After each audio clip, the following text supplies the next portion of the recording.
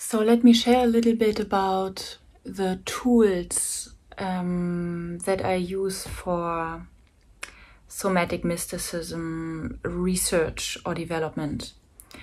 Even though I think it might only get concrete when we have a setting or format that we don't have at the moment, where it's really about gathering experience instead of listening to something. The main tools are something like inner osteopathy, polyvagal theory, a lot about the nervous system and knowledge about how a nervous system tries to regulate from stress and trauma every day, all day long anyway. Giving space to these waves of self-regulation. Movement, certain movements, inner movements.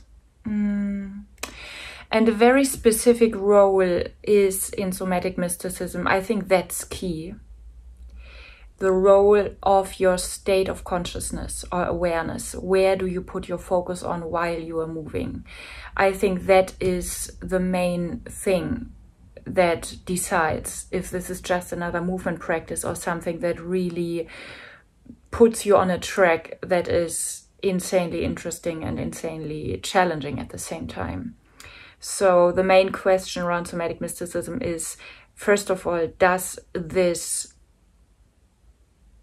positioning of awareness in your own world of sensation during movement and breathing, etc., does it work for somebody else instead of just for me? And I think, yes, it works for somebody else, because what I'm applying to myself is not due to my individual stuff, which is also, I mean, I have individual stuff. However, I'm pretty sure that this is not relevant where I'm talking about now. And then second of all, how can that be taught? And I think that's a research topic, and maybe the research topic. Then somatic mysticism touches on traditions, or let's say developments and dynamics that have been described in spiritual traditions since thousands of years.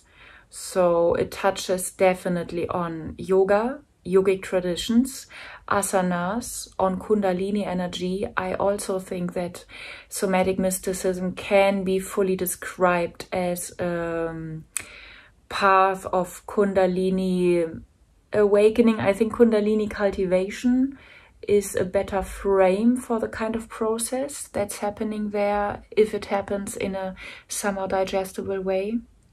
And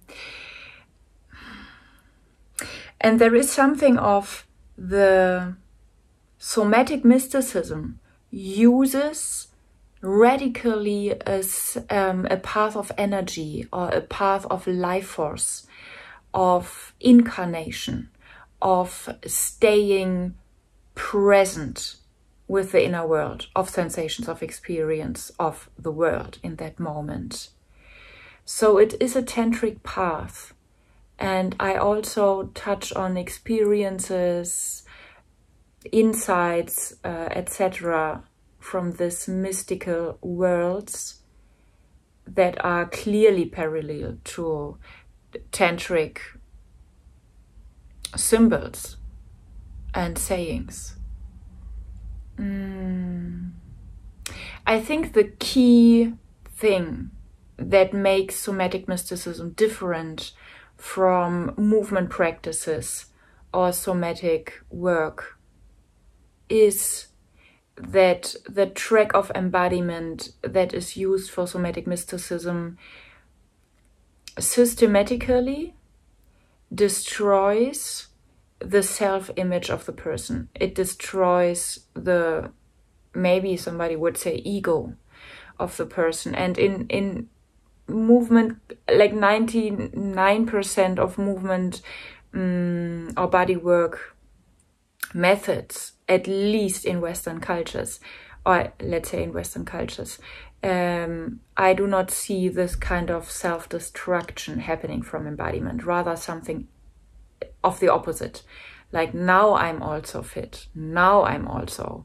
There is always something added to the person, and the person being destroyed is key for the space inside of a nervous system / universe of experience that wants to have space for mystical openings and spiritual dynamics into more and more vastness.